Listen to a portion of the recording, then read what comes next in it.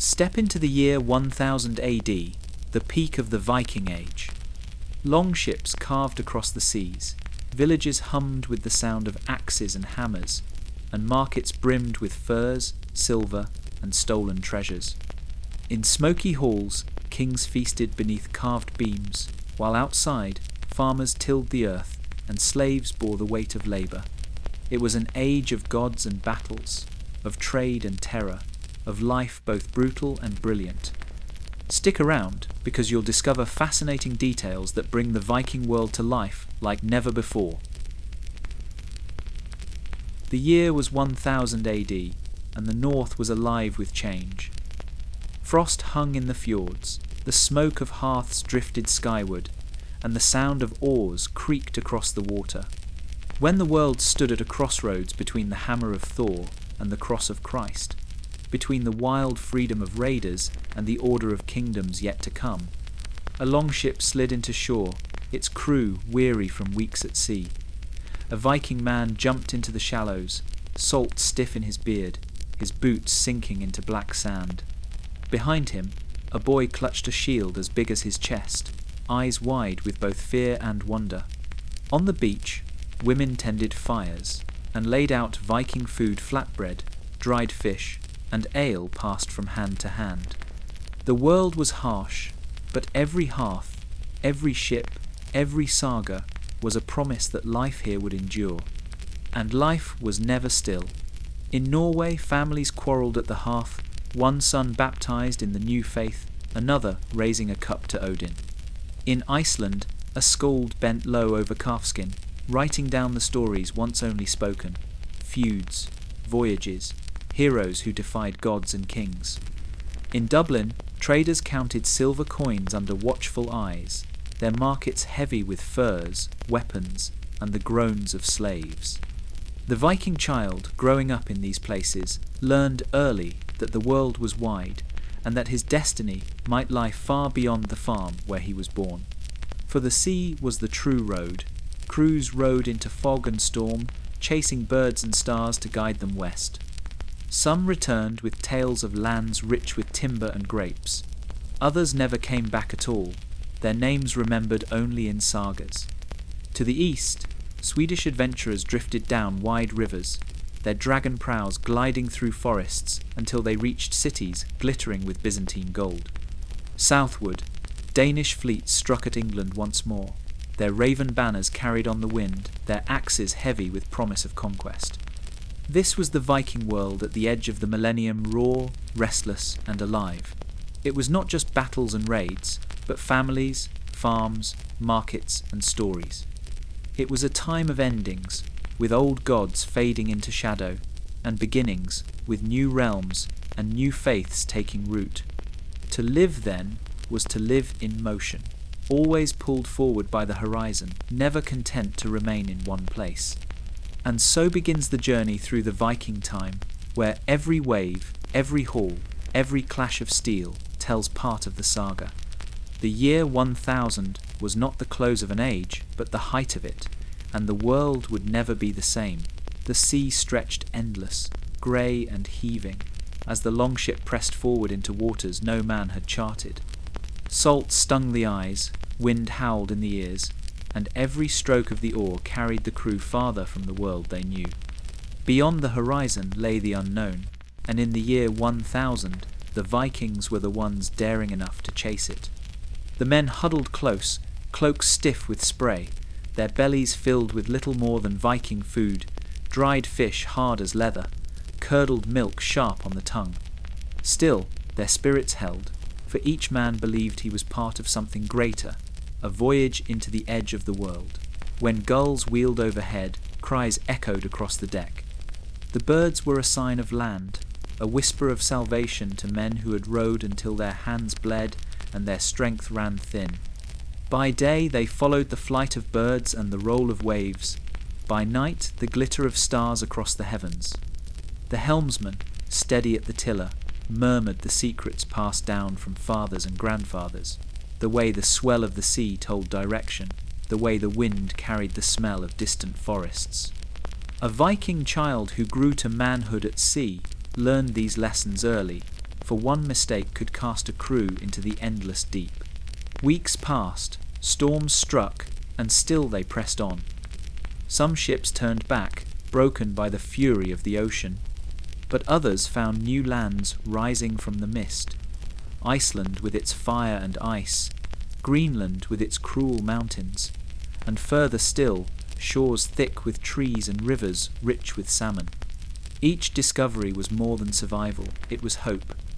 Timber for longships, fields for cattle, grapes that stained the tongue with sweetness unknown in the north. These things drew them onward, pulled them deeper into the great ocean road. Not every voyage ended in peace. On some coasts, strangers stood watching, their faces painted, their weapons strange. The Norse called them Skraelings, people who lived as fiercely tied to the land as the Vikings were to the sea. First came curiosity, then unease, and at times violence. Arrows clattered against shields, axes struck back, and the surf ran red. To the Norse, it was proof that even paradise would not be won without blood. But the journeys did not stop. The horizon was a challenge, and the Vikings never turned from a challenge. Beyond the horizon lay the promise of more than land. It was freedom, it was glory, it was destiny. The Atlantic voyages became part of their very saga, remembered long after sails had rotted and bones had sunk to the deep. The world seemed larger now, wider than anyone had dreamed, and the Vikings were the ones who showed its shape. Every oarstroke, every torn sail, every desperate cry against the wind was another line in the great story of the North. Beyond the horizon, they found not an ending, but the beginning of new worlds.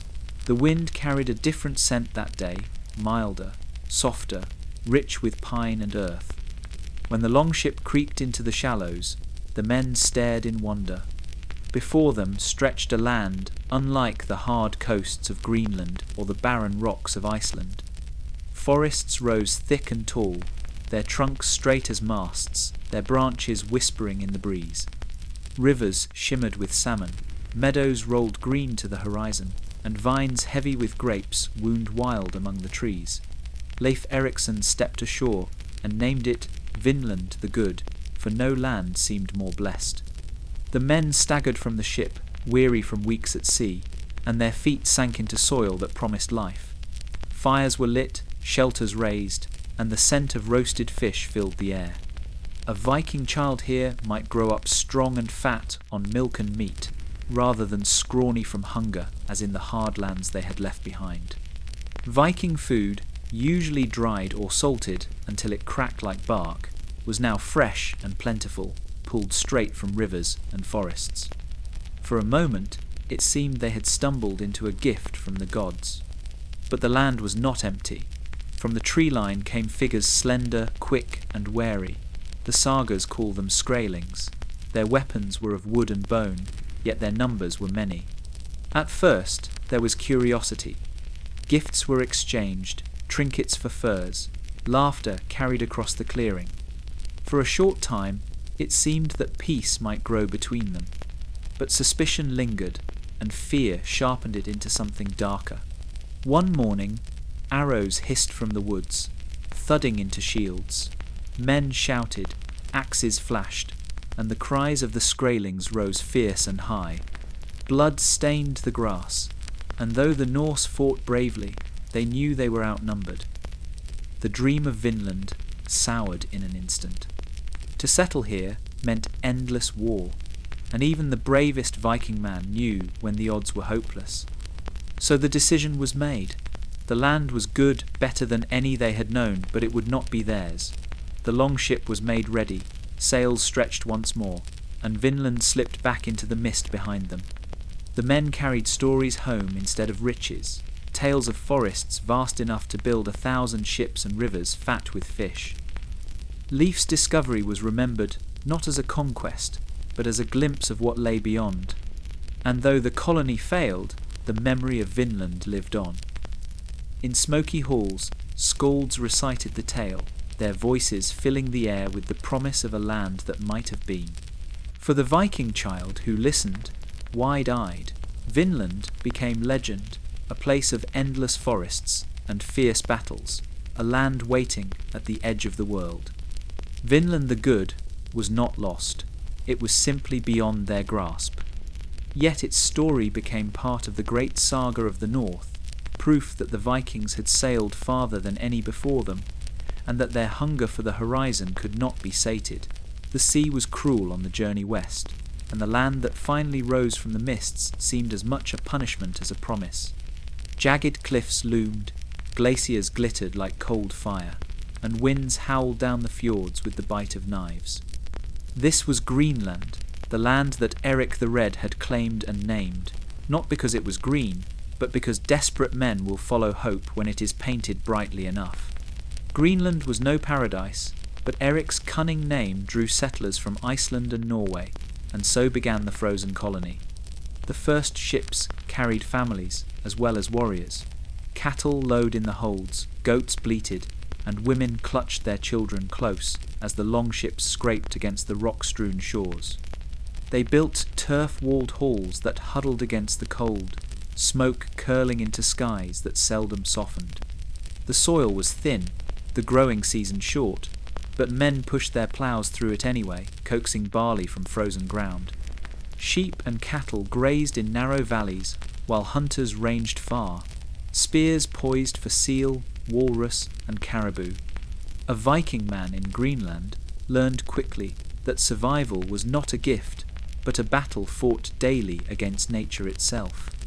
Food was always hard won. Viking food here meant fish pulled from icy waters, seal meat boiled in stone pots, and milk soured into skyr thick enough to stave off hunger.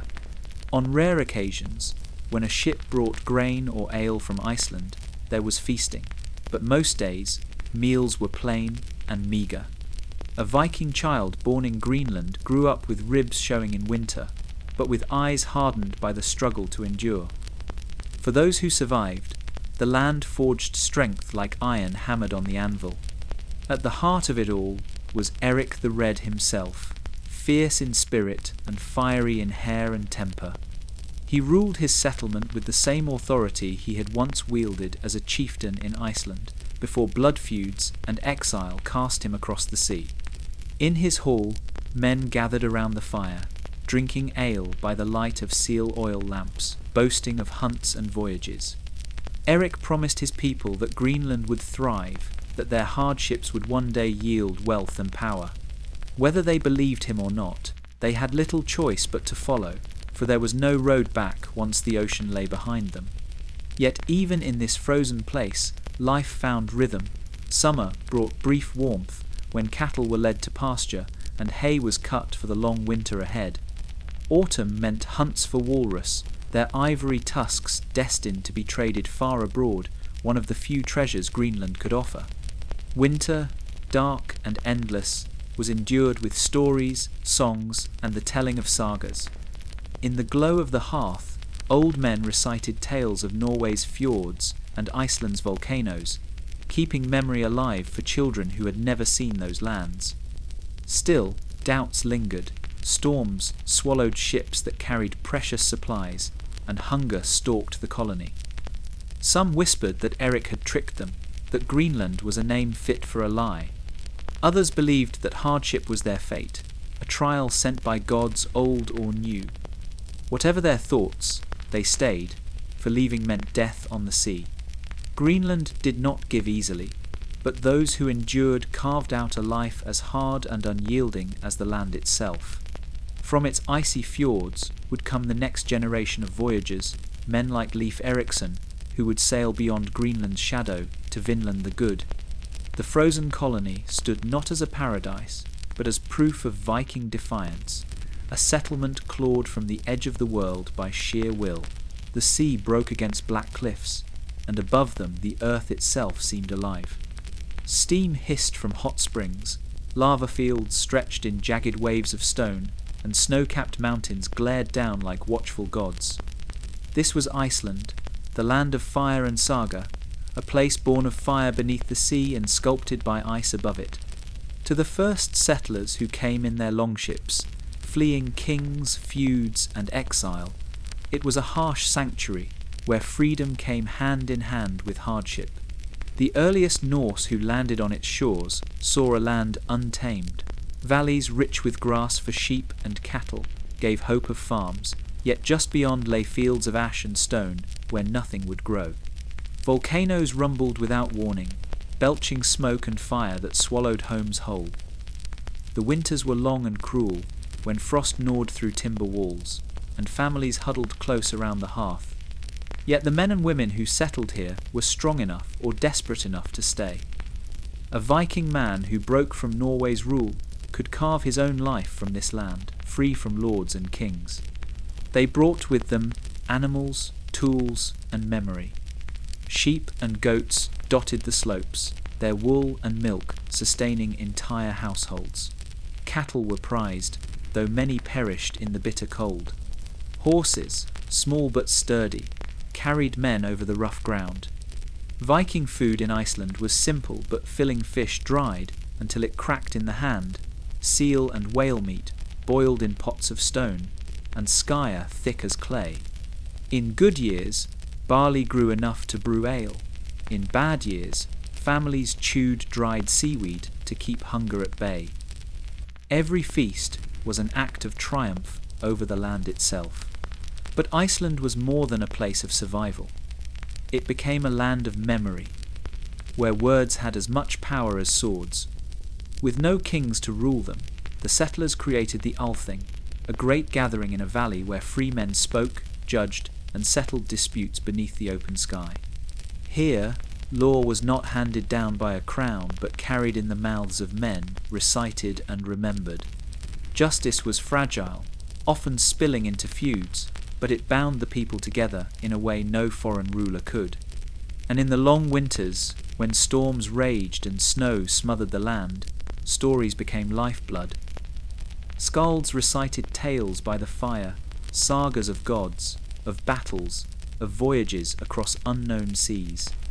A Viking child would sit close, eyes wide, as words spun worlds greater than the one outside the turf walls.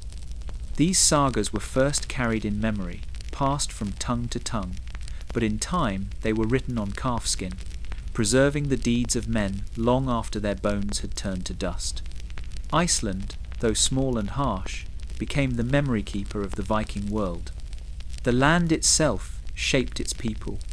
Fire and ice stood side by side, and so too did freedom and struggle. Men farmed where they could, fought when they must, and told stories always, so that nothing would be forgotten. In Iceland, exile became opportunity, and hardship became legend.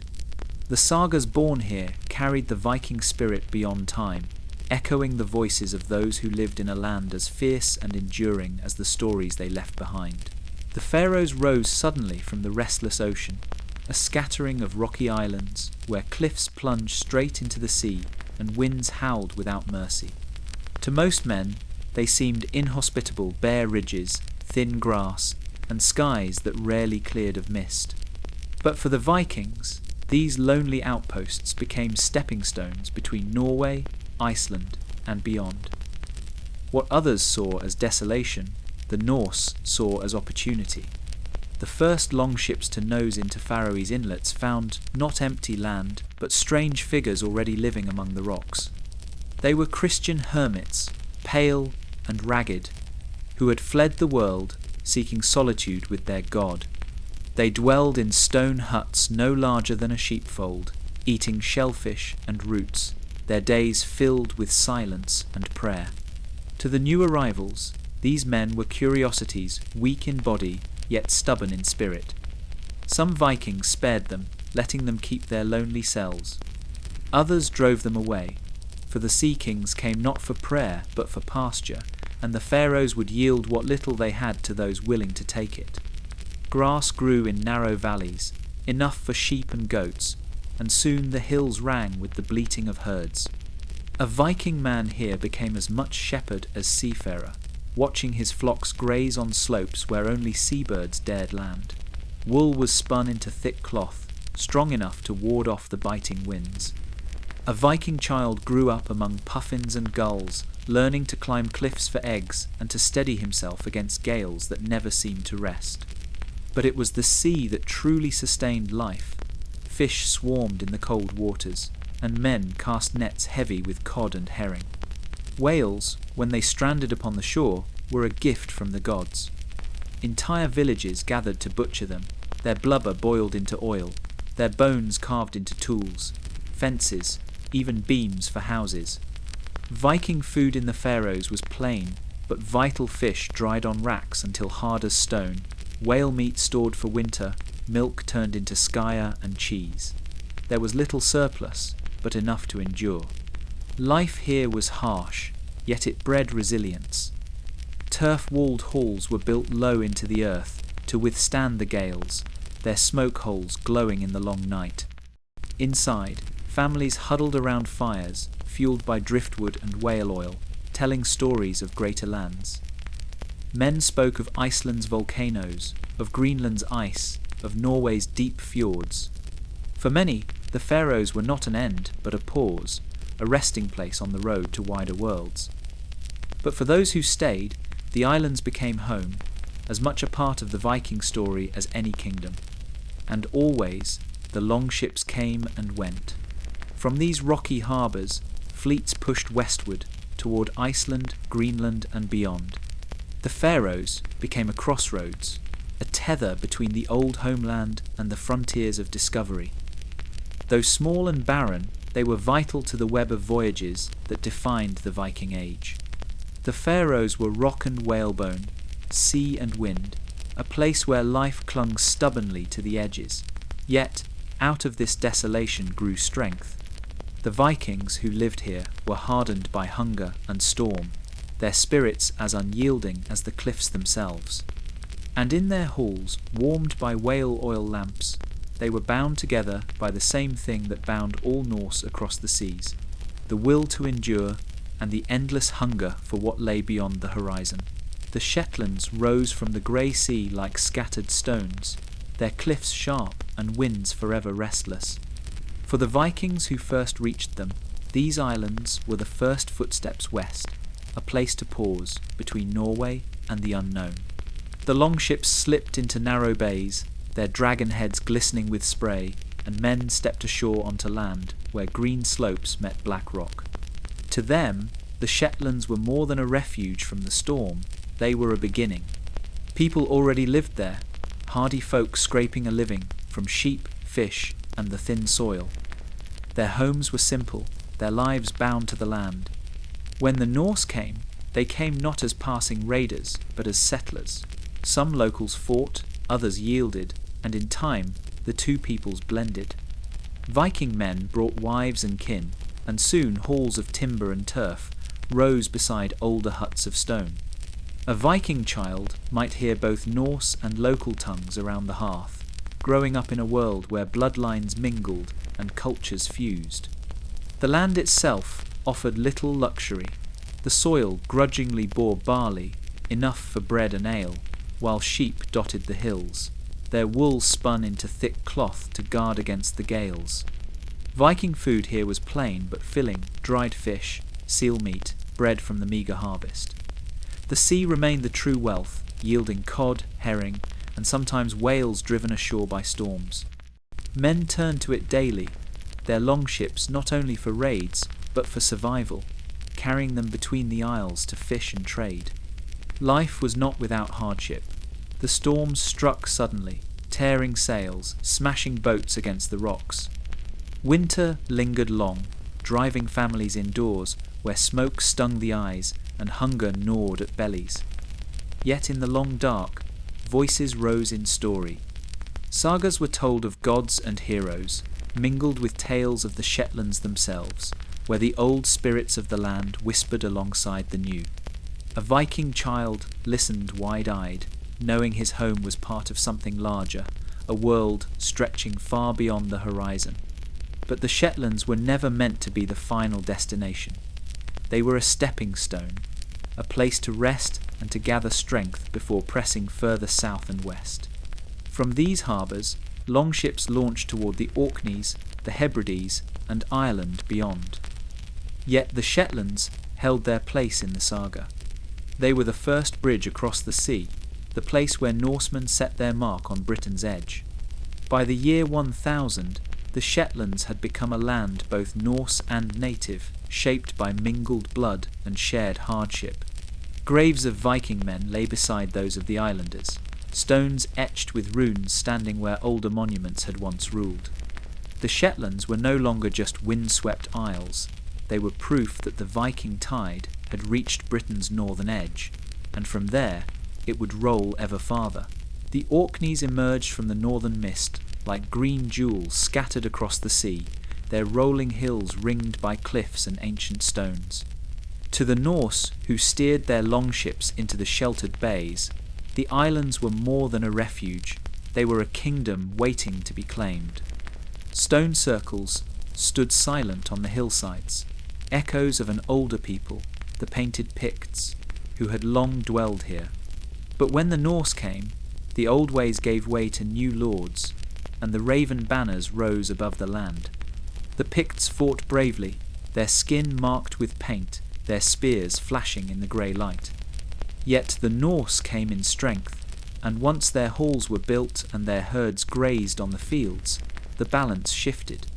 Some Picts vanished, slain in battle or driven into the shadows. Others bent their lives into the new order, their blood mingling with that of the Norse. In time, the voices of the old people faded, and the Orkneys spoke with the tongue of the Viking man. The islands were rich compared to the Faroes or Shetlands.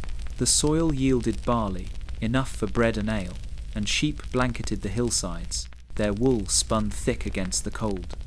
Viking food filled the longhouses, mutton roasted on spits, fish from the wide seas, ale foaming in wooden cups.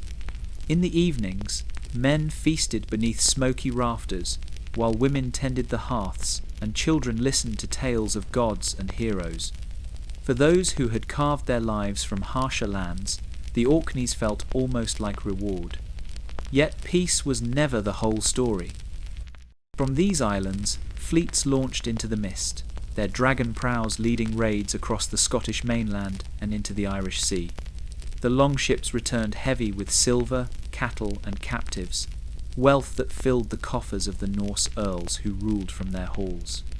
They carried banners stitched with Odin's raven, symbols that struck fear into the hearts of their foes. Even when crosses began to rise in the land, the memory of the old gods still lingered in the flutter of black wings against the sky. The Orkney earls became powerful, their word law, over both Norse settlers and what remained of the old peoples. Their halls were places of judgment and feasting, of alliances forged and enemies humbled. A Viking child growing up here would know not only the work of farming and fishing, but the pride of belonging to a kingdom forged by steel and sea.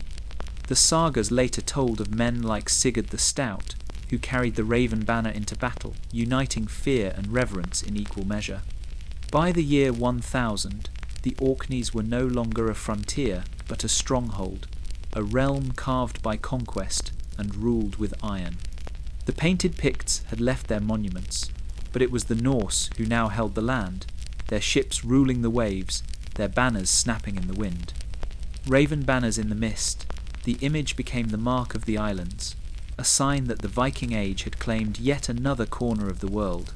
The Hebrides lay scattered along Scotland's western edge, a broken chain of isles where sea and sky seemed always locked in storm.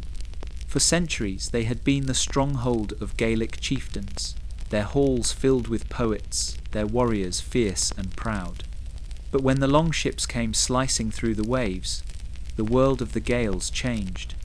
Norsemen brought their axes, their sails, and their gods, and soon the Hebrides became a place where cross and axe clashed and mingled. The first arrivals came as raiders, storming monasteries and villages, taking silver, cattle, and captives. Smoke rose from once holy places, bells torn down and melted into trinkets for pagan feasts. Yet the Norse did not remain raiders only. Families followed fleets, and halls of timber and turf rose on these stormy shores. A Viking man could look upon the Hebrides and see rich pasture, safe harbours, and land enough to build a new life. Before long, Norse settlements spread across the Isles, standing shoulder to shoulder with the old Gaelic strongholds. It was not a simple conquest, but a mingling of blood and culture. Gaelic chiefs married Norse daughters, Norsemen took Gaelic wives, and their children grew up speaking both tongues. A Viking child in the Hebrides might hear Norse sagas at his father's knee, then drift to sleep with Gaelic lullabies sung by his mother. Viking food, salted fish, sour milk, seal meat, was shared at the same tables as Gaelic dishes of pork and honeyed ale. Bit by bit, the two worlds wove themselves together, forging something new. The land itself bore the marks of this union. Crosses carved by monks were re-etched with Norse runes, and ancient Gaelic forts were rebuilt into Viking halls. Harbours filled with ships of two kinds, curraghs and dragon prows, tied side by side as both peoples traded, feasted, and, when grudges flared, spilled each other's blood. Feuds burned hot, and raids did not cease, for the Vikings never put aside their hunger for conquest. Yet the Gaelic spirit endured, and their songs and stories shaped the very way the Norse told their own. By the year 1000, the Hebrides had become neither wholly Norse nor wholly Gaelic. They were a borderland, a place where cultures met in conflict and in kinship. The axe still swung, but the cross stood firm. A Viking man here might fight beside a Gaelic ally one year, then raid his cattle the next. Children bore names from both worlds, their blood carrying the memory of sagas and songs alike. The Hebrides became a kingdom of their own, a sea realm forged in the storms of the North Atlantic, ruled by men who carried both Gaelic pride and Viking fire in their hearts. Isles of cross and axe, they stood as a living testament to the meeting of two peoples, never at peace, never wholly at war, but bound together by the sea that surrounded them. The Irish Sea was no quiet waterway. It churned with tides, treachery, and trade, a restless highway where kingdoms rose and fell upon the strength of their ships. By the year 1000, its waves belonged to the Irish Sea King's Norse lords, who carved their power not from farmland or fortress walls, but from the sea itself. Their dragon-prowed longships were both throne and weapon, and their dominion stretched wherever their sails appeared. It began with raids. The Norse struck like wolves, storming monasteries, carrying off silver, cattle, and captives. But soon they lingered, building strongholds along the coastlines, turning harbours into markets and villages into towns. Out of this hunger grew Dublin, Waterford, Cork, Limerick, and Wexford ports that pulsed with life and fear alike. Here, Viking food and Gaelic fare mixed in the markets, where dried fish and skyer sat beside honey and mead. Yet the most lucrative trade of all was in flesh. Slaves filled the squares, their chains rattling as traders from across Europe bargained over their worth. A Viking man who rose in these waters was measured not only by the blade he wielded, but by the ships he commanded. Fleets of longships filled the Irish Sea, their oars flashing in unison, their raven banners fluttering black against the sky. They raided Wales one month, Scotland the next, and England whenever opportunity showed itself, but just as often they returned to trade. Silver coins from the Islamic world, amber from the Baltic, silks from Byzantium all passed through their harbours. The Sea Kings ruled by keeping the water alive with both terror and commerce. Their rule was never certain. Irish kings rose time and again to push them back, and battles scarred the land. Yet the Norse endured, making allies when it suited them, waging war when it did not. At times, Gaelic and Norse fought side by side, at others they tore at each other's throats. Still, the sea belonged to the Norse, for no fleet in these waters matched their skill. Life in the Irish Sea Kingdoms was hard, but rich with opportunity. A Viking child born in Dublin might grow up hearing two tongues in the same hall, watching Norse warriors bargain with Irish chiefs, and seeing slaves, silver, and furs change hands in the bustling markets. A boy raised on the Isle of Man might learn to sail before he could walk straight. his future tied to the sea lanes as surely as his father's. By the turn of the millennium, the Irish Sea was less a boundary than a bond, binding together cultures in conflict and in kinship. The Sea Kings ruled by oar and axe, their thrones floating upon the tide. They left behind towns that would grow into cities, stories that would weave Gaelic and Norse together, and scars that never fully healed. For a time, the Irish Sea was their kingdom, and every wave carried the echo of their power. The River Liffey wound its way to the sea, and at its mouth lay Dublin, the Black Pool, greatest of the Norse strongholds in Ireland. By the year 1000, it had become a city unlike any other in the Viking world, a place where silver clinked in every market, where ships from across Europe crowded the harbour, and where chains rattled louder than church bells. For Dublin was a city built on trade, on conquest, and most of all, on slaves. Long before its streets filled with noise, raiders had chosen this place as their base. From here, fleets struck inland and across the coasts, bringing back captives by the hundreds. The markets soon became infamous. Men, women, and children stood in chains, their heads bowed as buyers weighed their strength. A Viking man could barter silver for a slave as easily as for a cloak or a sword. It was brutal, but it was the lifeblood of Dublin, and it drew traders from every shore. The city itself grew quickly. Timber halls rose along muddy streets, their walls hung with shields and tapestries. The air stank of smoke, sweat, and salt, for Dublin was alive with constant movement. Markets overflowed with goods furs from the north, silks from the east, wine from Francia, and weapons forged by Norse smiths. Viking food mingled with Gaelic fare, smoked fish beside barley bread, butter from Irish cows traded for honey and mead. It was a place where cultures collided and, in time, blended. Kings ruled here, men as ambitious as they were ruthless. Olaf, Sigtryg, and others bore names carried far beyond the Irish Sea. Their power rested not only on the walls of Dublin, but on the fleets anchored outside. When their ships left harbour, they carried war to Ireland's kingdoms, and when they returned, they brought back the spoils. Yet Dublin's kings were never unchallenged. Irish chieftains struck back, and battles left the fields soaked in blood. The city often burned, but each time it rose again, for its wealth was too great, its position too strong. By the time Sigtryg Silkbeard took the throne, Dublin had reached the height of its power. He played a dangerous game, sometimes bending the knee to Irish overlords, sometimes defying them. He married into Gaelic dynasties, weaving ties of blood even as his fleets raided their lands.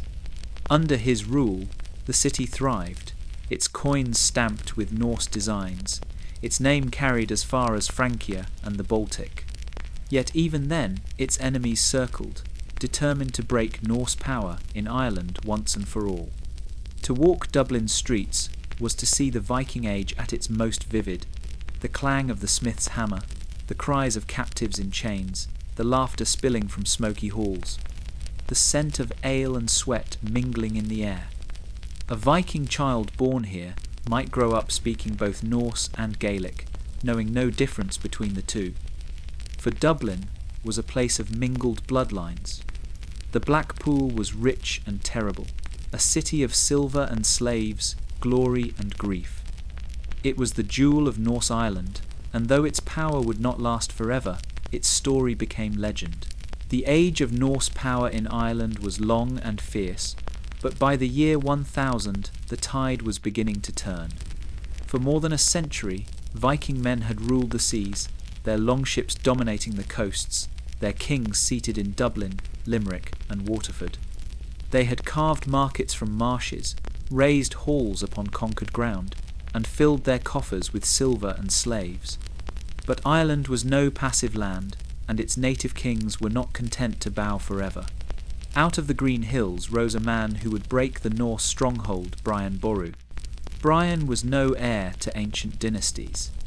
He came from the Dal Geek-is, a clan overlooked and underestimated, but he rose with a fury that few could match. First, he fought Irish rivals, gathering clans under his banner, forging strength where before there had been only feuds. Once his position was secure, he turned his eyes toward the Norse towns. Dublin's kings, proud and cunning, had long been the masters of the Irish Sea, but Brian would not let them remain. The first great blow had already been struck at Tara in 980, when Mael Sechnaill, the High King, defeated the Norse.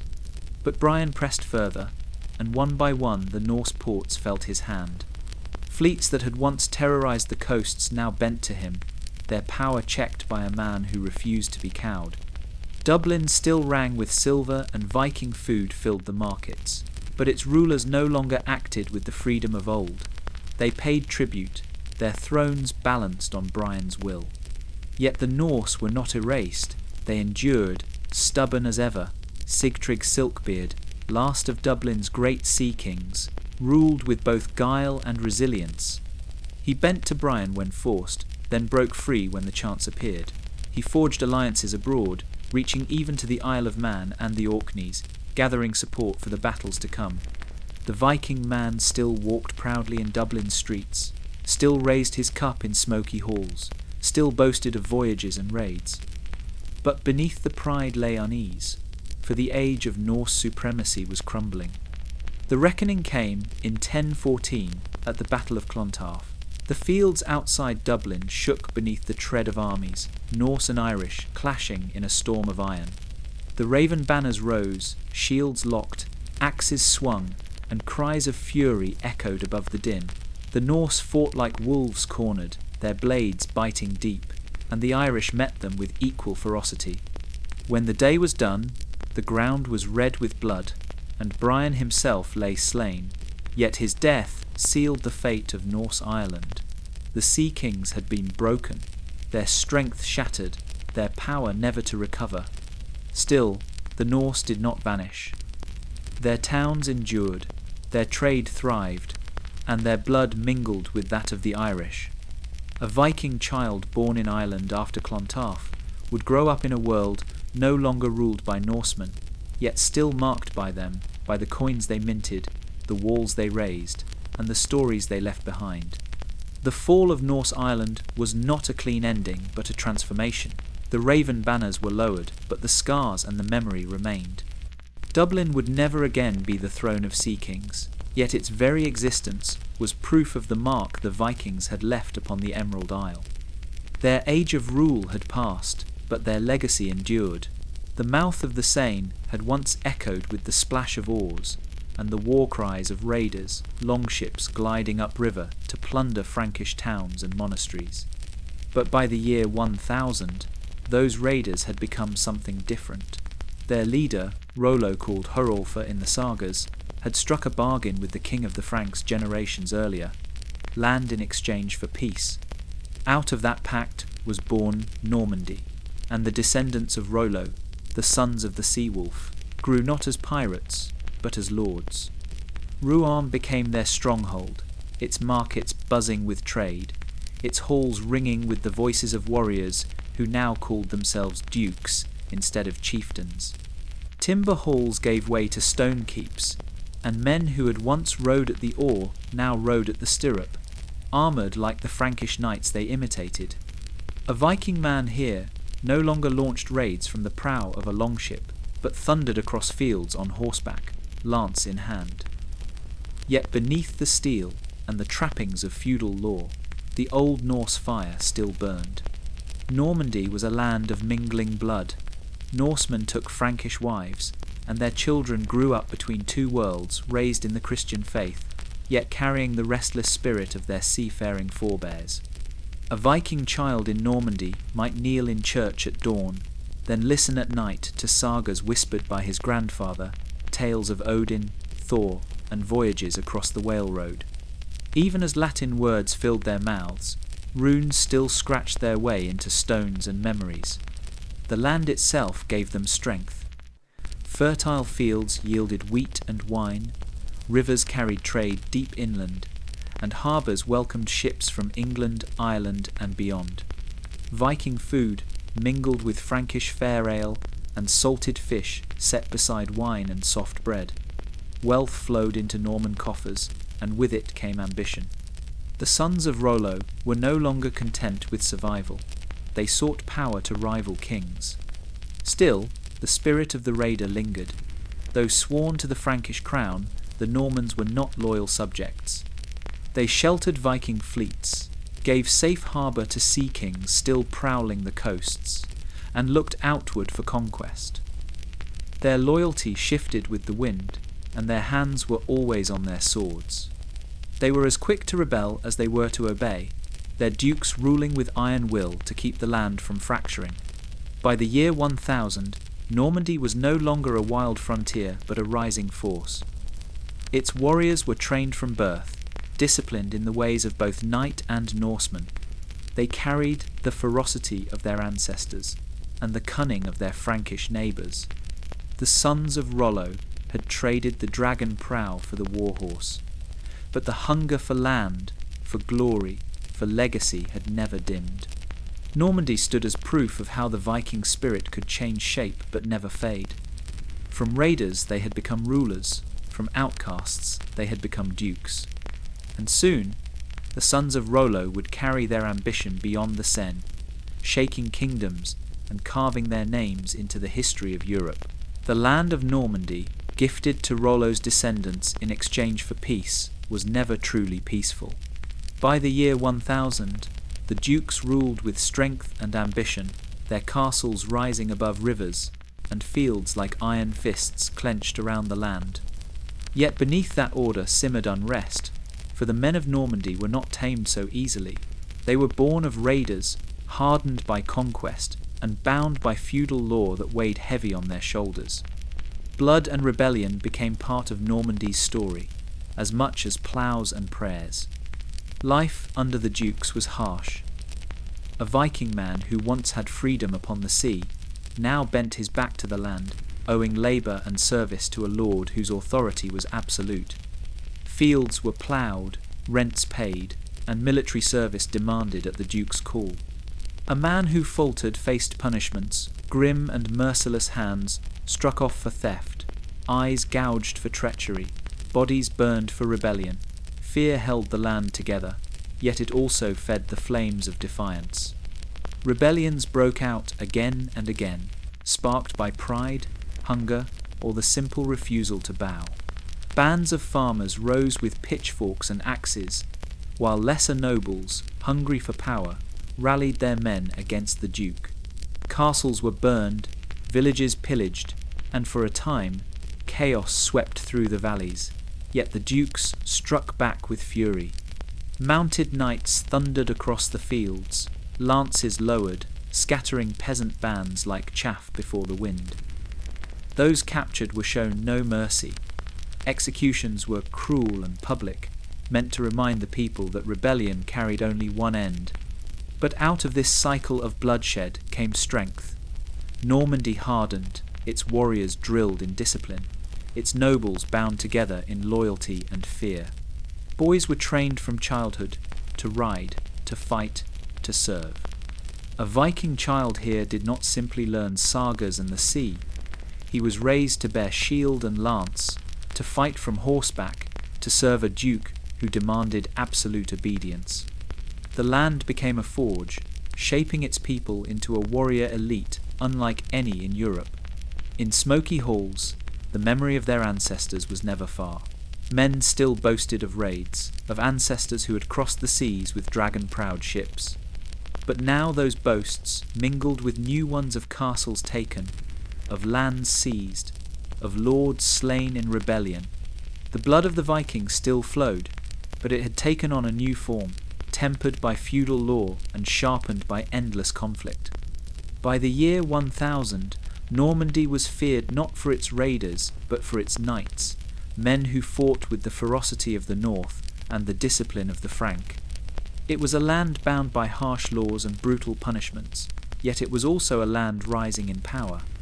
The rebellions, though crushed, had forged unity, and the Dukes of Normandy emerged stronger with each challenge. Blood and rebellion stained the soil, But from that blood grew a people who would not remain confined to their valleys. The sons of Rollo had become something greater, their hunger for power unbroken, their gaze fixed beyond their borders. Normandy was a land forged in fire, and its warriors were destined to carry that fire into the wider world. The shores of England had known fear before, but by the year 1000 that fear returned with a vengeance. From across the North Sea came the Danes, their longships gliding swift and sure, their sails swollen like the wings of ravens. At their head was a king, whose name alone struck dread Sweyn Forkbeard. He was no mere raider, but a ruler with ambition, and his fleets came not only to plunder, but to claim the rich kingdom of the Saxons. England was not without strength, but its king, Ethelred, faltered when strength was needed most.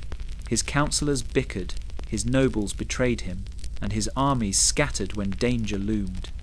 Later generations would call him the Unready, not for lack of courage, but for the indecision and poor counsel that plagued his rule. Against such weakness, the Danes pressed their advantage, their longships appearing suddenly on every coast, their warriors swarming ashore with axes flashing in the sun.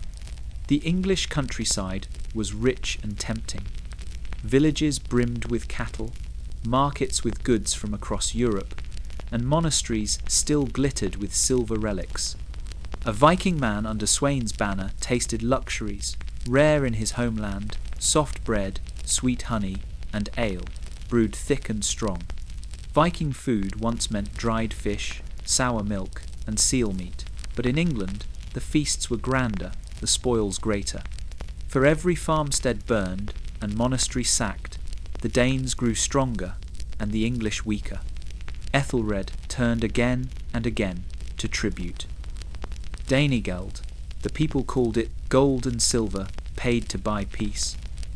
But silver never satisfied men who had come with hunger in their hearts. Each payment only drew more longships, each bribe inviting greater demands. Soon the seas swarmed with fleets, their dragon prows like a wall of terror upon the waves. The Fyrd, the English levy of farmers and peasants, often broke before the shield walls of hardened Norse warriors. Battles were fought, some even won, but none enough to turn the tide. Yet conquest was never simple. There were lords in England who rallied their men, who fought stubbornly against the invaders. There were battles where Viking blood stained the fields as deeply as Saxon, where the raven banners wavered under the assault of English steel. Even Sweyn himself faced setbacks, forced at times to retreat and regroup, but unlike Ethelred, Sweyn did not hesitate. Each year he returned, his fleets larger, his resolve harder, his ambition fixed, not on plunder alone, but on the English crown. By the turn of the millennium, England staggered beneath the weight of endless war. Crops burned in the fields, towns were emptied of wealth, and the people groaned under both foreign raids and crushing tribute. To many, Sweyn no longer seemed a foreign scourge, but a ruler inevitable, a man who would bring order where their own king had brought only fear. The Danes had returned, and this time they came with destiny. Behind the raven banners pressed an army of sea kings, hardened by generations of conquest, determined to break the unready realm. Soon the throne of England itself would be within their grasp, and the land would bow beneath the weight of the north. The heart of England beat unevenly in the year 1000, for the land was divided, scarred by generations of Norse invasion and settlement.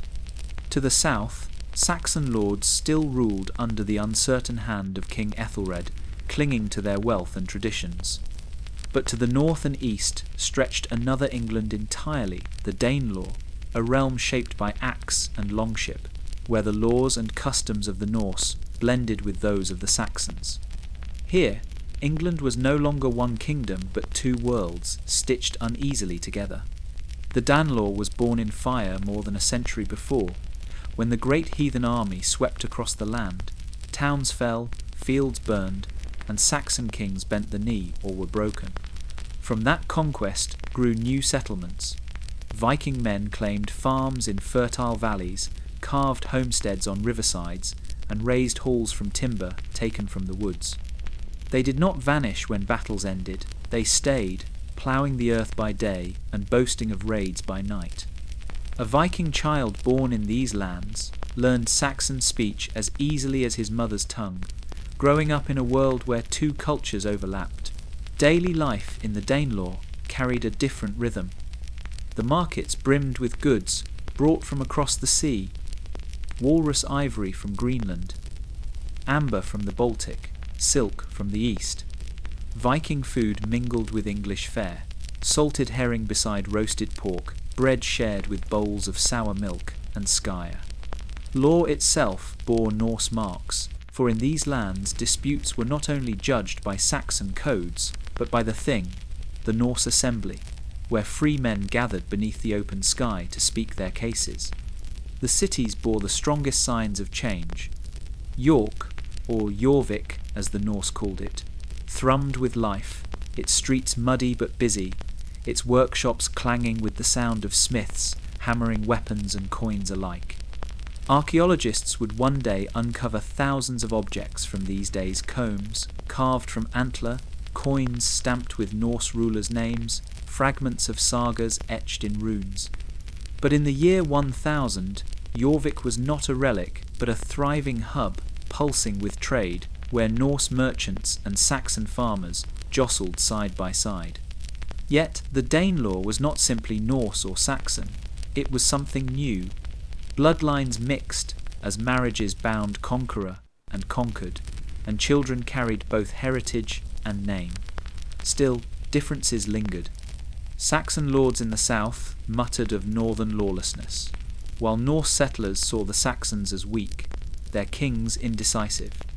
Rebellions simmered, alliances shifted, and the line between Englishman and Dane blurred even as it fueled conflict. For Ethelred, the existence of the Danelaw was a constant wound. He ruled the south uneasily, always aware that the north did not bow fully to his crown. For Sweyn Forkbeard and the Danes across the sea, the Danelaw was a beachhead, a ready-made foothold from which to press deeper into England's heart. Its towns offered harbours for fleets, its people provided warriors for armies, its fields yielded food for campaigns. By the year 1000, England was a kingdom in name only.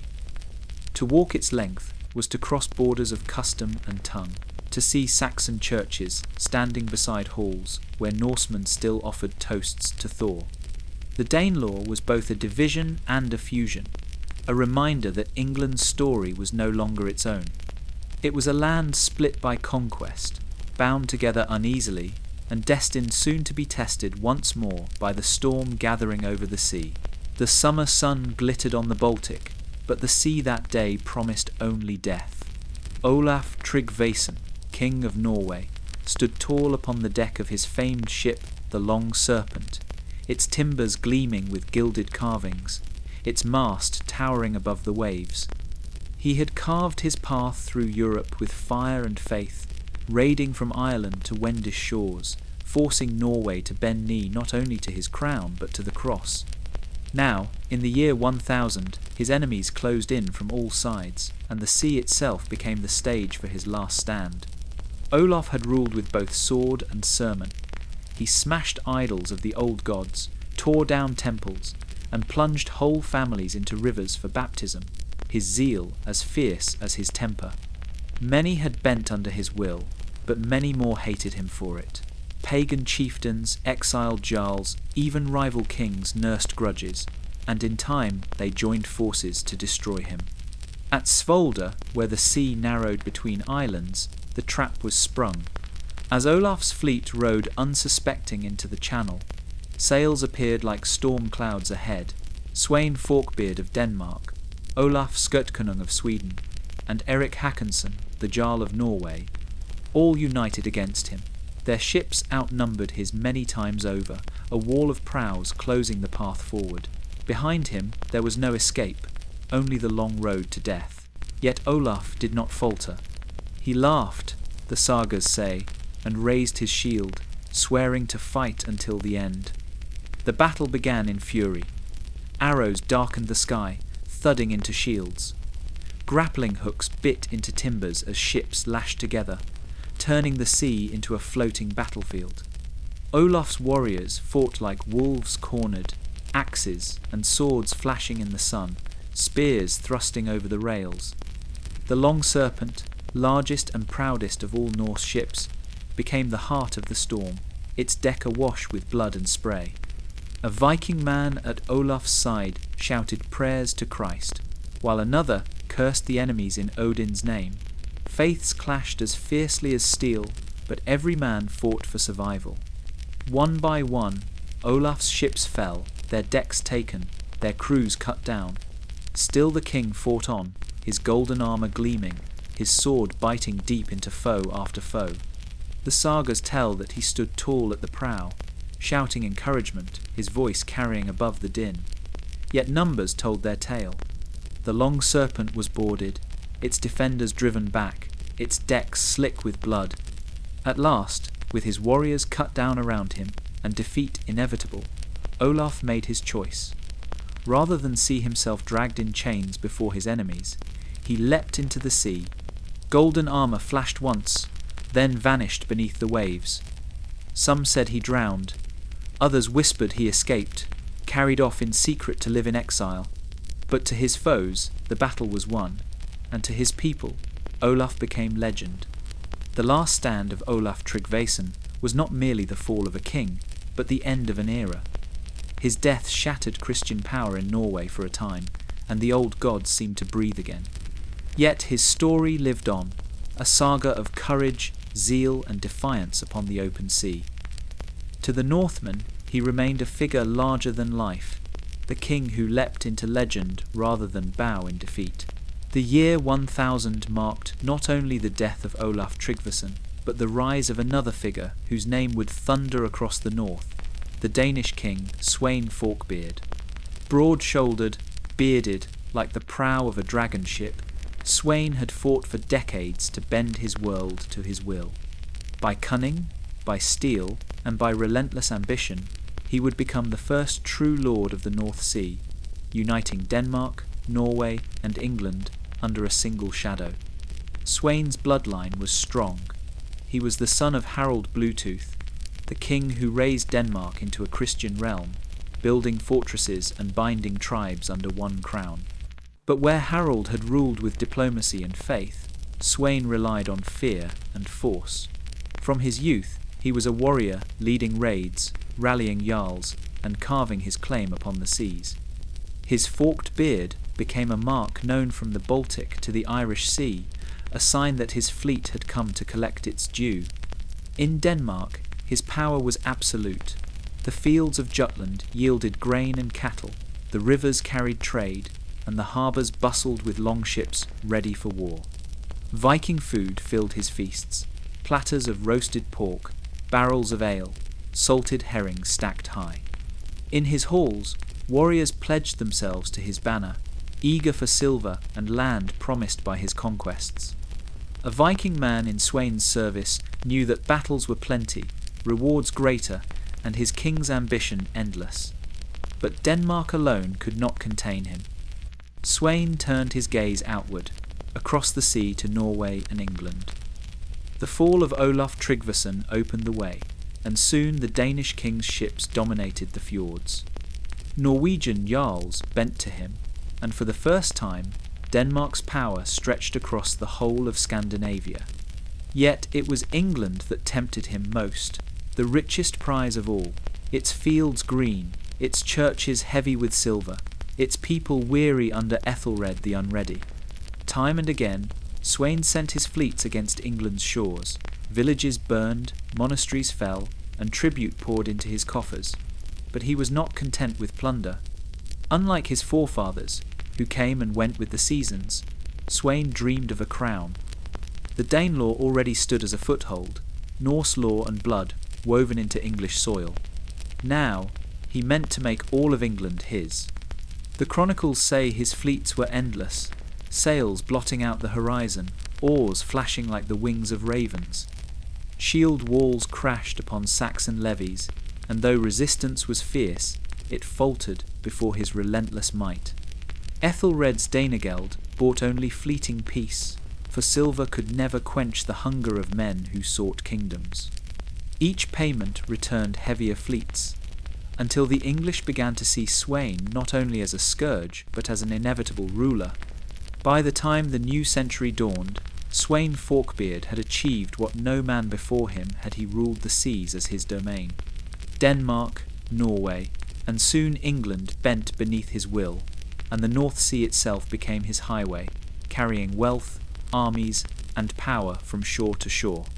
Sweyn did not live long to savour it, but in his lifetime he stood as the mightiest of the sea kings, the man who turned Viking raids into empire. Lord of the North Sea, his name carried the weight of conquest, and his legacy would be carried on by his son, who would one day be called Knut the Great. The death of Sweyn Forkbeard left a kingdom vast but unsettled. Denmark bowed to his memory, Norway trembled under his shadow, and England newly conquered seethed with unrest. Into this storm stepped his son, Canute, a young man many underestimated. But Canute carried more than his father's blood. He carried his ambition, sharpened by patience and forged in fire. In time, men would call him not just king, but the northern Charlemagne, for he would rule an empire stretching across the sea, binding lands once torn apart by raids into a single crown. Knut's first steps were uncertain. When Sweyn died suddenly in 1014, the English thought the nightmare was over. They recalled Ethelred the Unready from exile, hoping to throw off Danish rule. Canute, still young, was forced to retreat, gathering strength in Denmark. But he did not remain idle. He forged alliances, secured the loyalty of his warriors, and watched as England faltered once again under weak leadership. By 1016, he returned, his fleets cutting across the waves, his warriors eager for conquest. The battles were fierce. Saxon lords rallied around Edmund Ironside, a warrior king who fought with courage and fire. Time and again the two armies clashed at Ashington, Brentford, and beyond. Viking shields locked against Saxon spears, the cries of men echoing over blood-soaked fields. At last, worn by endless fighting, Knut and Edmund agreed to divide the realm, the south to the Saxon, the north to the Dane.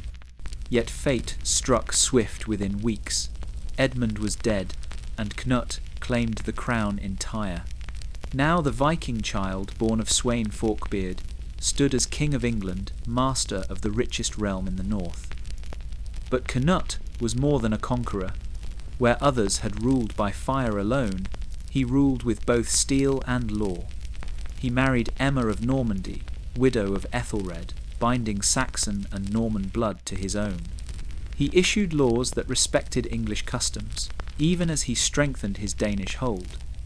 To the Saxons, he was foreign, yet he brought peace after decades of chaos, and peace was a rare treasure. His empire stretched wide. Denmark remained under his rule, its fields and harbours feeding his armies. Norway, though restless, bent beneath his might, and even across the Baltic, his influence reached into Slavic lands. The North Sea became his highway, carrying messages, soldiers, and wealth from one shore to another. Viking food and English bread, Danish ale, and Norman wine all found their way to his feasts, symbols of a realm that had become truly international. The sagas and chronicles alike remembered him as something more than a sea king. He was compared to Charlemagne, the great emperor of the Franks, for like Charlemagne, Knut forged unity out of chaos. He built churches, endowed monasteries, and knelt humbly in Rome to prove his devotion, even as his warriors guarded him with steel. He was a conqueror, but also a statesman, a ruler whose empire endured not by terror alone, but by governance. By the time of his death in 1035, Canute the Great had woven together a northern empire unlike any before it. Denmark, England, Norway, and parts of Sweden all bore his mark. The boy who had once been dismissed as too young, too uncertain, had become the northern Charlemagne, a king whose legacy echoed far beyond his lifetime. His empire would not survive intact after him, But the memory of his rule remained a reminder of the moment when the Vikings did not simply raid Europe, but ruled it. The lands of the Swedes were different from the wide fjords of Norway or the fertile fields of Denmark. Here, forests stretched like endless walls, broken only by lakes that shimmered like mirrors under the sky. Villages nestled along the water's edge, their halls built from timber cut deep in the woods. By the year 1000, this was the realm of the Swedes, a land divided by clan and custom, where the Geats of the south and the Sphere of the north shared kinship and rivalry in equal measure. The sagas remembered the Geats as the people of Beowulf, heroes who wrestled monsters in smoky halls. Their homeland was the southern plain, where farms spread wide and herds grazed on gentle slopes. Here, a Viking man tilled the soil by day and boasted by night of his ancestors who had faced dragons, both real and imagined. Viking food was hearty: roasted pork, fresh milk, barley bread. The south was richer than the harsh north, and its people prided themselves on strength born of abundance. The Sphere to the north were different. They lived among lakes and deep forests, in lands where winters were long and summers short. Their chieftains ruled from Uppsala, where sacrifices were made in sacred groves, blood offered to Odin, Thor, and Freya. The old gods lingered here longer than in Denmark or Norway, their temples thick with the smell of burning meat and the echo of chants. A Viking child raised in the north grew up beneath the shadow of those groves, where faith bound the people as tightly as blood. Yet both Sphere and Geats shared a hunger that drove them beyond their forests. Swedish adventurers rowed down the great rivers of the east, their longships sliding through marshes and lakes until they reached the glittering cities of Rus and Byzantium. They were traders and raiders alike, their packs filled with furs, amber, and slaves, their purses with silver stamped from distant lands. Unlike their western kin, who pressed across the Atlantic, the Swedes carved their destiny downriver into the heart of Eastern Europe. Life at home was less grand, but no less vital. Men hunted elk and bear, their hides turned to clothing, their meat stored for winter. Women spun wool and tended the hearth, keeping families alive through months of darkness. Viking food was simple here: smoked fish, porridge from oats, meat salted to last until spring. Winter was long, and hunger never far away, but the people endured, bound together by kinship, story, and song. By the year 1000, Sweden was not yet a kingdom in the true sense. Its jarls ruled their regions. Its kings claimed authority but held little beyond what their warriors could enforce. But slowly, the clans began to knit together, as the sons of jarls dreamed of a crown that could unite the Geats and Goths under one name. The Swedes were the eastern wing of the Viking world, their sails vanishing into the sunrise, their axes glinting in foreign markets.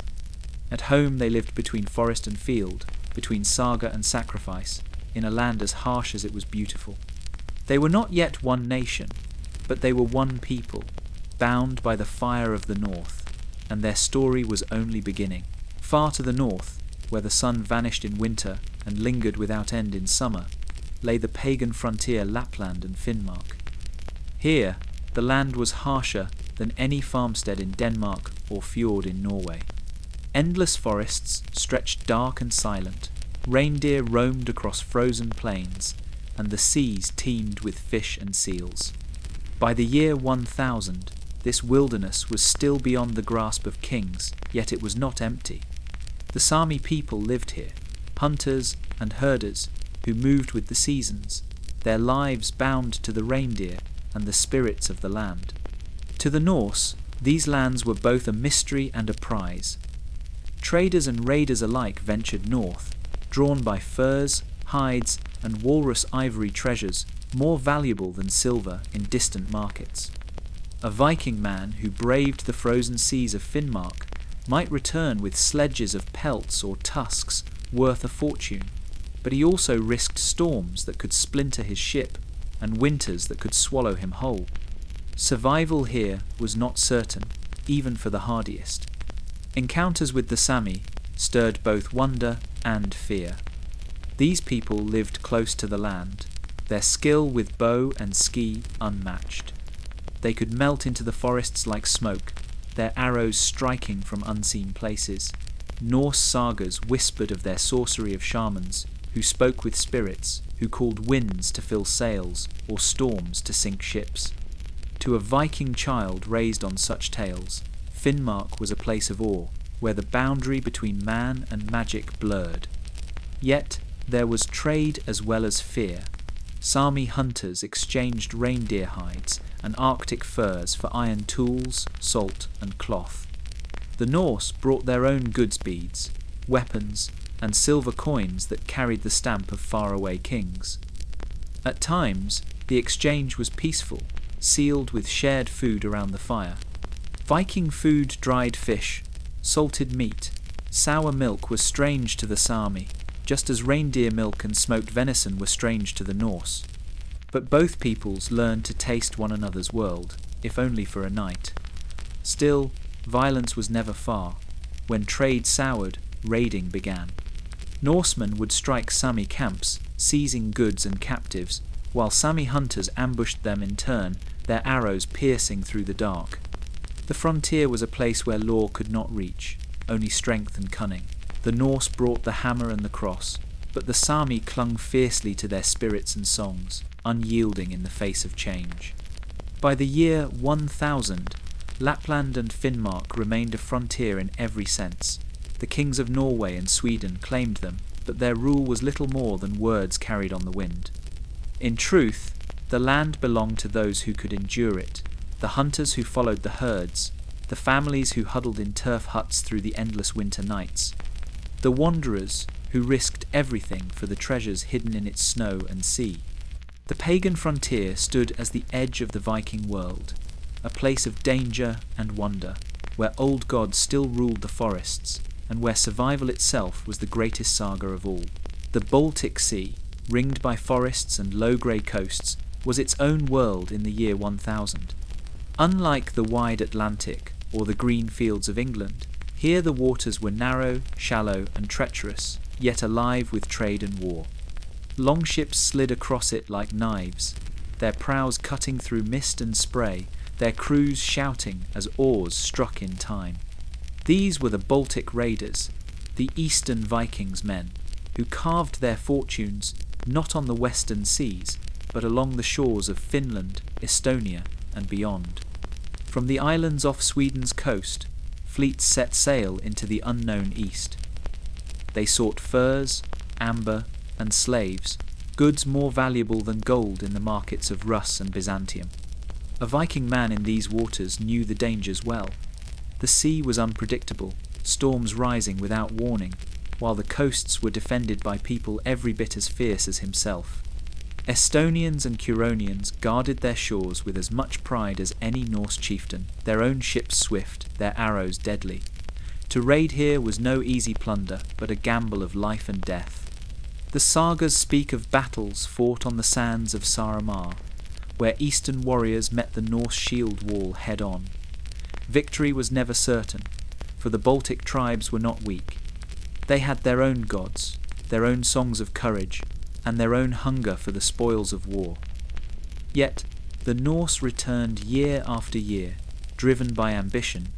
Viking food was meagre on the journey, hard bread, dried fish, sour milk, but in the markets of the east they traded for honey, wax, and fine furs that warmed their homes through winter. Life along the Baltic was not only bloodshed. Trade wove its way through the violence, binding east and west together. The Norse brought silver coins stamped in far-off lands, glass beads from Francia, and weapons of iron. In return, they carried home hides, slaves, and amber that glowed like fire.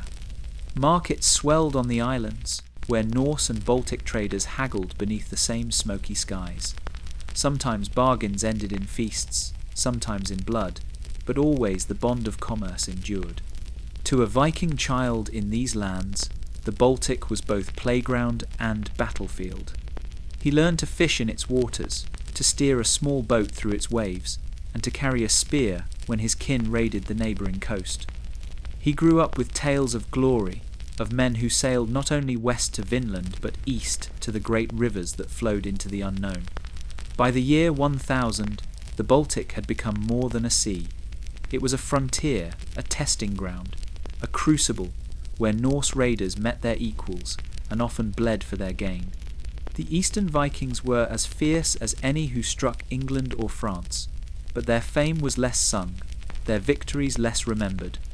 Still, they were part of the great northern tide, their longships carving paths through forests and waves alike. The Baltic raiders stood as proof that the Viking hunger for land and wealth had no boundaries. Whether against Saxons in the west or Estonians in the east, the Norse spirit was the same, restless, daring, and relentless, forever pushing against the edge of the world. The great rivers of the east were highways of opportunity, and the Norse knew it. From the harbours of Sweden, they pushed their longships across the Baltic, then dragged them overland into waterways that wound like silver veins through the forests and plains. These were the Varangians' Norsemen, who carved their fortunes in the lands of the Rus. By the year 1000, their sails and shields were as familiar on the Dnieper and Volga as they were on the fjords of Norway. The journey was grueling. Longships were hauled across marsh and meadow, oarsmen straining as they dragged their vessels over logs to reach the next stretch of water. Yet each river carried them deeper into a world rich with trade. Furs, wax, honey, and slaves flowed north from the Slavic tribes, while silver, silk, and spices came up from Byzantium and the Caliphate. A Viking man on these voyages risked his life with every mile, but the reward was immense. In Rus towns like Novgorod and Kiev, he could barter a walrus tusk for Arab silver, or a slave for silk fine enough to clothe a prince. The Norse did not remain outsiders. They settled, intermarried, and rose to power among the Slavs. Some became rulers, others commanders of war bands that defended trade routes from steppe raiders. Over time, the name Rus itself was said to come from them from the word for rowers, those who moved ceaselessly along the rivers. A Viking child born in these lands might hear the sagas of Odin at home and Slavic songs in the marketplace, growing up with two heritages bound together. The Varangians also carried with them their fierce ways of war. Viking food was shared on riverbanks, after battles dried fish, meat boiled in pots, bread baked flat upon stones. Their shield walls were feared not only by rival tribes, but by empires. The Byzantines, at first harried by their raids, learned to harness their strength. Soon, Varangian guards stood in the heart of Constantinople, their axes gleaming in the service of emperors. To see a Norse warrior clad in fine Byzantine armour, guarding the throne of one of the greatest cities on earth, was to see how far the reach of the north had grown. Yet the rivers were not without peril. Rapids tore ships apart, bandits lurked in the forests, and the vast steppes to the south unleashed nomadic horsemen who struck with terrifying speed. Many Varangians never returned home, their bones left along unknown banks. But their saga lived on, told in halls from Kiev to Byzantium, of Norsemen who pushed farther than any before them. By the year 1000, the Varangians had become more than raiders or traders. They were the backbone of the Rus realms, a bridge between Scandinavia and the great civilizations of the south. Their legacy was carved in both lore and legend, for they showed that the Viking hunger for land and silver did not stop at the western seas. It flowed eastward, down the rivers, into the heart of the world. The Vikings hungered for silver more than any other treasure, and nowhere was silver more plentiful than in the lands of the east. Beyond the forests and rivers of Rus lay the great Caliphate, its markets overflowing with coins that gleamed like moonlight. From the 9th century onward, Arab dirhams poured north in staggering numbers, carried in pouches, hoards, and chests until they reached the halls of Scandinavia. By the year 1000, these coins had reshaped the Viking world, their flow fueling trade, wealth, and ambition. The journey to this treasure was long and perilous. From Sweden's harbours, ships crossed the Baltic, then pressed inland on rivers where oars scraped against the current. Viking men hauled their longships across portages, dragging them on log rollers through mud and marsh. Each bend in the river brought danger. Slavic tribes demanding tolls, Pecheneg horsemen sweeping down from the steppe, bandits lurking in the forests. Yet each risk was worth the reward. In the markets of Bulgar and Khazaria, Norse traders laid out furs, walrus ivory, amber, and slaves, and in return they received silver coins stamped with Arabic script. To the Norse, the writing was strange, the faces and prayers upon the coins unfamiliar. But silver was silver, and its weight mattered more than the words carved into it. A Viking man might slice a coin into pieces to weigh it more easily, using scales carried in his pouch. These coins found their way into hoards, buried in the earth of Sweden and Gotland, where thousands have been unearthed centuries later. To a Viking child, they were proof of a world far larger than their farm or village, a gleaming link to lands they might never see. The silver changed everything. It fueled the growth of markets in Birka and Hedeby, towns where traders gathered from across the north. Viking food, once little more than fish, milk, and barley, could now be traded for spices, wine, and luxuries carried along the trade routes. With silver, a man could buy weapons, ships, and loyalty. The sagas often boast not only of raids, but of wealth brought home from the east, gleaming proof of a journey survived. Yet, the trade was not only peaceful. The Norse raided as well as traded, striking at towns when bargains soured, taking captives when silver could not be earned. Some voyages ended in disaster, with ships wrecked in rapids or bands slaughtered by hostile tribes. Still, the flow of silver did not stop, for the hunger of both worlds was too strong, the north for wealth, the south for furs and slaves. By the year 1000, the supply of silver from the Caliphate began to falter as the great empire fractured, but its impact endured. The Arab trade had tied the Viking world into a vast web, linking farms in Sweden to bazaars in Baghdad, reindeer hunters in Lapland to merchants in Samarkand. The coins buried in the earth were not just wealth but memory, reminders of a time when Norsemen carried their longships into the very heart of the East. Silver from the Arab lands was more than treasure. It was the lifeblood of the Viking Age, the gleam that lit the way from the fjords of the north to the deserts of the south, binding two worlds together with the weight of coin. To the Norse, there was no city greater than Miklagard Constantinople, the queen of cities. By the year 1000, its very name stirred wonder in the halls of Scandinavia. Tales told of walls so high no ladder could scale them, of domes glittering with gold, of markets where spices and silks from every corner of the earth spilled across the stalls. For a Viking man who had spent his life among fjords and timber halls, Miklagard was not just a city, it was a world entire. The journey south was long. Swedish ships rowed down rivers, through lakes and rapids, dragging their vessels across portages until they reached the Black Sea. From there, the waters opened into the Bosporus, and suddenly the city rose before them. Its walls stretched for miles, layer upon layer of stone that had withstood centuries of siege. Towers crowned its gates, and above all gleamed the dome of Hagia Sophia, a church so vast and radiant that even the sagas struggled to capture its majesty. A Viking child who grew up hearing these stories imagined a place where the gods themselves might walk among men. The Norse first came as raiders, testing the city's defences, but Miklagard was not like the towns of Francia or the monasteries of England.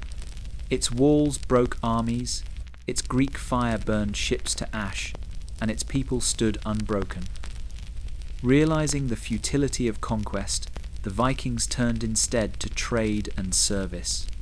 They offered furs, slaves, amber, and ivory, and in return they carried home silks, wine, and gold. Viking food of fish and barley seemed meagre beside the feasts of Constantinople, where spices from Arabia and wines from Greece filled the tables. Many Norse warriors sought more than trade. They sought glory in the Varangian Guard. These axe-bearing giants became the emperor's most trusted protectors, feared for their loyalty and ferocity. To stand within the palace of Constantinople, guarding the throne of the Roman emperor himself, was an honor few in the north could imagine. Men returned home draped in silks, their axes gleaming with gold fittings, their purses heavy with Byzantine coin. Their tales spread like fire through the halls of Norway and Sweden, each story adding to Miklagard's legend. But for all its wonders, Miklagard was not without danger.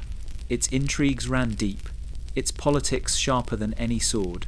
Norsemen who entered its service risked becoming pawns in games they scarcely understood. Some vanished into the city's depths, swallowed by its alleys and courts, their names never heard again in the north. Yet the allure remained irresistible, for no other place promised such riches, such renown. By the year 1000, Constantinople had become the southern anchor of the Viking world. Just as Vinland marked their farthest west, Miklagard marked their farthest south, a city that tied the fjords of Scandinavia to the palaces of emperors. It was a reminder that the Norse were no longer raiders alone. They were travellers, traders, and guards of kings. Miklagard stood eternal, its walls shining like a beacon at the edge of Viking imagination. For those who reached it, the journey was a saga in itself, proof that the restless spirit of the north could carry men to the very heart of the ancient world. The year 1000 was not only a time of voyages and battles, but of faith colliding with steel. Across the north, the old gods still held sway. Odin, Thor, and Freya whispered in groves and halls, but the cross of Christ pressed harder with each passing year. Kings, jarls, and chieftains stood at the crossroads, torn between the hammer and the cross, between the blood of ancestors and the promise of a new faith. This was the age of sword and cross, when conversion of the north came not gently but in fire and force. Missionaries had walked the Viking lands for decades, their robes ragged, their words often mocked. A Viking man laughed to see a priest challenge Thor with a book, or Odin with a cross of wood. Yet kings saw more than belief, they saw power. To embrace Christianity meant alliance with the mighty rulers of the south, access to trade, and legitimacy in the eyes of emperors and popes. To cling to the old gods meant isolation, branded as heathens by neighbours who grew ever stronger. Still, conversion was rarely peaceful. In Norway, Olaf Tryggvason smashed idols, burned temples, and forced baptisms at the edge of the sword. Whole families were dragged into rivers, told to renounce Thor or die. Some bent, others broke, and blood ran beside the baptismal waters. In Denmark, Harald Bluetooth declared his kingdom Christian, raising churches even as many still toasted Odin in secret. In Iceland, the struggle came to a boiling point at the Althing, where Christian and pagan factions nearly split the island. At last, a single decision was made. Iceland would turn to Christ, but the old ways could still be practiced in private. For the common folk, the change was less dramatic.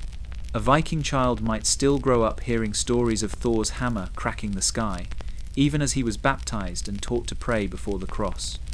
Viking food was offered at feasts. Both old and new sacrificial meat, once laid before the gods, was now blessed in Christ's name. Life on farms and in halls went on, though faith shifted like the tide. Yet not all gave up the fight. Pagan uprisings flared, idols were defended with axe and shield, and in the shadows of forests, sacrifices continued long after churches rose in the valleys. Some saw Christ as another war god, no less fierce than Odin, and prayed to him for victory in battle. The North did not change overnight. It bled into the new faith slowly, each generation carrying less of the old. By the year 1000, the tide had turned. Kings from Denmark to Norway bowed to the cross, even if their people still whispered to the gods of old. The sagas of Odin and Thor began to fade, replaced by tales of saints and Christ, though echoes of the old ways lingered in customs, in songs, in stone carvings. The sword had opened the way, but it was the cross that claimed the land. The conversion of the North was no single moment, but a saga in itself, a clash of faiths, of power, of memory. The hammer and the cross stood side by side for a time, but in the end it was the cross that endured, shaping the Viking world into something new, even as the old gods lingered like shadows in the northern mist. In the shadow of the year 1000, power stirred not only in Scandinavia but also in the lands of the Slavs. To the west of the Vistula, and across the plains of Poland, a new force was rising warrior kings who bound scattered tribes into one realm and stood shoulder to shoulder with the Norse. These rulers, Mieszko and his son Bolesław, forged Poland with sword and fire, their armies filled with horsemen, their halls echoing with ambition. The sagas of the Vikings spoke of them with both fear and respect, for they were as fierce as any Norse sea king. Mieszko, the first great duke, was no ordinary chieftain. He built strongholds of timber and earth across his land, fortresses bristling with spears and guarded by warriors clad in chain and helm. He gathered men to his banner, not only by blood, but by promise of silver, land, and power. Chronicles say he commanded thousands of mounted fighters, swift and deadly on the battlefield. Some of these warriors carried swords from the north, blades forged in Scandinavian forges, a sign of the bond between the Slavs and the Vikings, who traded, raided, and fought alongside them. The ties ran deep. Viking men carried their furs and amber south into Poland, exchanging them for horses, grain, and silver. Slavic mercenaries in turn marched under Norse banners, fighting in shield walls as readily as in cavalry charges. Viking food, fish dried on northern shores, was traded for Polish bread and mead, filling the bellies of men who feasted together after battle. Alliances were sealed not just with trade, but with blood, as marriages bound the two peoples closer. Bolesław, son of Mieszko, carried the realm further still. He expanded Poland's borders, fought Germans to the west, and pressed eastward where the Rus ruled the rivers. His ambition was no less than to make Poland a kingdom to rival those of Christendom, and to do so he embraced the new faith of the cross. Yet his armies carried the ferocity of the old ways, burning enemy halls, taking captives, and carving his power with steel. To the Vikings, he was both ally and rival, sometimes opening his gates for trade and marriage, sometimes standing against them in battle. By the year 1000, Poland had become a true kingdom, recognized by emperors and popes. But it was not only religion or diplomacy that secured its place, it was the might of its warrior kings. The land of the Poles was no longer scattered tribes, but a realm with walls, armies, and ambition. And the Vikings, who had once looked upon the Slavs as prey for their raids, now saw in them equals, partners in war and power. A Viking child hearing tales of the East would not only know of Miklagard or the Rus rivers, but also of Poland, where kings with iron crowns and armoured riders stood ready to meet them. The warrior kings of Poland carved their place into the northern world, their legacy tied as closely to the Norse as to their Slavic kin. In the great saga of the North, they were proof that the Viking tide had stirred more than seas, it had awakened kingdoms. The rivers of the Rus carried Norsemen deep into the heart of the East, but beyond those waters stretched a world unlike anything they had known, the endless steppe. Here the land rolled flat and wide, grass bending under the wind, sky stretching to eternity. No mountains, no forests, no walls, only the thunder of hooves. This was the realm of the steppe riders, fierce nomads who lived upon horseback, their bows bending death from afar. To the Vikings, hardened by sea and shield, these riders were both terror and wonder. The Pechenegs were chief among them in the year 1000, a people who had swept across the plains after the fall of the Khazars. They moved with their herds, their wagons circling into camps at night, their warriors ever ready for war. A Viking man who faced them found himself fighting an enemy unlike any Saxon or Frank. Where Norsemen fought locked in shield wall, the steppe riders struck from a distance, loosing arrows that darkened the sky before vanishing into the horizon. To battle them was to fight the wind itself. Yet the steppe was not only a place of danger, but of exchange. The Rus, born from Norse settlers and Slavic kin, sat at the border of these two worlds. In their markets, furs from the north were traded for horses from the steppe, slaves exchanged for salt, wax, and weapons. A Viking child growing up in Kiev might hear sagas of Odin at night and, by day, watch Pecheneg horsemen ride past the city walls, their quivers rattling, their cloaks billowing in the wind. Conflict, however, was never far. Steppe raids struck Rus villages without warning, burning fields and carrying off captives. Norse axes met steppe sabres in desperate clashes, the forests of the north pushing back against the open sea of grass. At times, alliances were struck, the Rus hiring riders to fight their wars, paying them in silver and grain. At others, the steppe swallowed whole armies, leaving only bones to bleach beneath the endless sky. The sagas remembered these foes as if they were creatures of myth, horsemen who could vanish into the horizon faster than any longship could sail. Yet to the Byzantines, who feared them as much as the Norse, the steppe riders were familiar, the horse lords of Gog and Magog, the scourge at the edge of the world. And still, the Rus endured, their towns growing stronger, their walls rising higher, their ties to both north and south tightening. For the Vikings who travelled east, the steppe was the edge of Asia itself, a frontier where their seafaring world met a different kind of mastery. On the water, the Norse ruled. On the steppe, the riders reigned. The clash of these powers shaped the fate of the Rus, binding them between river and plain, between longship and horse. By the year 1000, the steppe riders had become both enemy and ally, a force that could not be ignored. For the Norse, who sailed the rivers, they were a reminder that beyond the forests and towns lay a world vast, untamed, and dangerous, a world where the horizon itself seemed endless, and where fate could ride upon a single arrow loosed from horseback. The Viking Age had begun with fire and thunder, longships beaching on foreign shores, axes flashing in the smoke of burning monasteries, silver spilling from shattered chests. But by the year 1000, the world was changing, and so too were the Northmen. What began with the axe was now becoming the crown. The same men who had once lived by plunder and exile were turning into kings and dukes, their realms stitched together not only by raids, but by laws, churches, and courts. The saga of the Vikings was no longer just one of bloodshed, it was becoming one of rule. The shift was slow, born of necessity. Raiding could fill a hall for a season, but land and law secured power for generations. A Viking man who once sought silver in a monastery's vault now sought it in taxes from his fields. Jarls who had commanded ships began to raise castles, their timber halls replaced by stone keeps that loomed over rivers and towns. The shield wall still had its place, but it now defended borders, not raids. Christianity hastened the transformation. Kings like Olaf Tryggvason, Harold Bluetooth, and Knut the Great wielded both sword and cross to bind their people.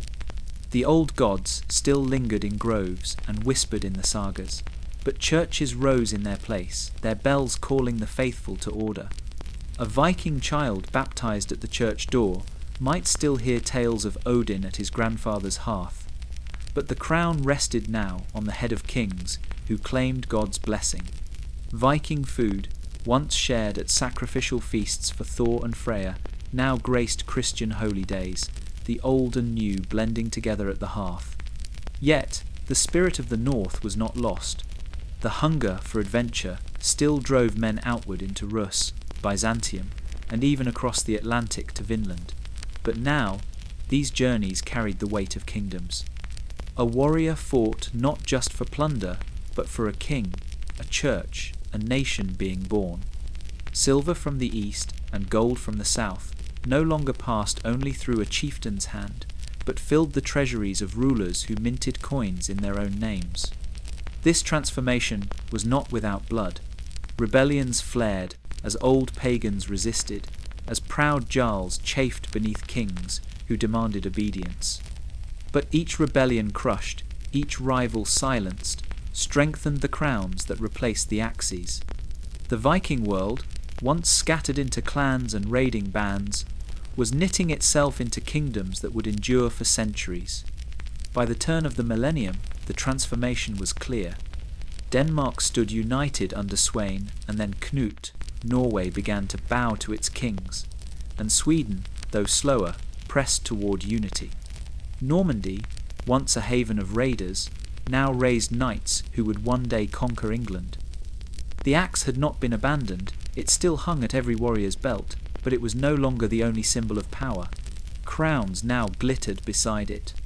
From axe to crown, the Viking Age had changed the face of Europe. Its legacy was not only in raids and terror, but in kingdoms forged, faiths reshaped, and a world newly bound by the restless energy of the North. The Vikings had begun as raiders, but by the year 1000 they had become rulers. By the year 1000, the Viking Age was already reshaping itself into memory. The longships still prowled the seas, the axes still gleamed in shield walls, but something deeper was being etched into the world. Their legacy was no longer carried only by sails and steel. It was being carved into stone and sung into story, leaving marks that would outlast the warriors themselves. Runestones rose across Scandinavia, standing tall in fields and crossroads. Their surfaces were carved with twisting beasts, runes etched by steady hands, telling of voyages made, of battles fought, of men and women whose names would not be forgotten. A Viking man might raise such a stone for his fallen brother, a lasting memory of a raid to the east, a death in Miklagard, or a voyage as far as Vinland.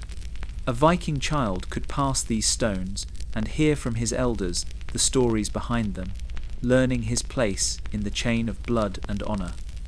Each stone was a saga written in earth itself, but it was not only in stone that the North preserved its memory.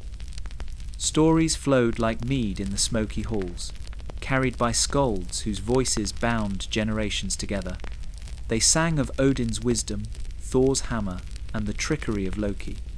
They told of Ragnar, of Sigurd, of kings who leapt into the sea rather than bow. These tales, half history and half myth, became the heart of the people, shaping not only how they saw their past, but how they dreamed their future. Even when Christianity swept across the land, the old stories endured, whispered beside the fire, long after churches rose in the valleys. Their legacy lived also in the lands they touched. In Normandy, the sons of Rollo forged a duchy that would soon rise to shake England itself. In Dublin, the Norse left streets and markets that pulsed with life even after their power waned. In England, the Danelaw reshaped law and language, binding the Saxons to the Norse in ways that would never unravel. In Rus, the Varangians became princes and guards of emperors, their axes gleaming in the palaces of Constantinople. The Viking tide did not fade without leaving traces. It reshaped every shore it touched. Even in the humblest places, their mark endured. Viking food, simple and hearty, lingered in tradition, fish dried for winter, barley brewed into ale, milk soured into skyr. Their ways of farming, building, and sailing endured in the daily lives of those who came after. A boy ploughing a field in Denmark or a girl tending sheep in Iceland lived within a world shaped by ancestors who had braved the seas. By the turn of the millennium, the Viking Age was no longer only an age of raids. It was becoming legend, passed from deed into memory, from memory into song. Stone carried the names, story carried the meaning, and together they built a legacy that would outlast kingdoms and kings. The axe had been laid beside the crown, but the echo of the North still rang in every hall, every stone, every story told beneath the flicker of firelight. The Viking Age did not end, it transformed, leaving behind a legacy carved in stone and story, one that would echo through 1,000 years and more.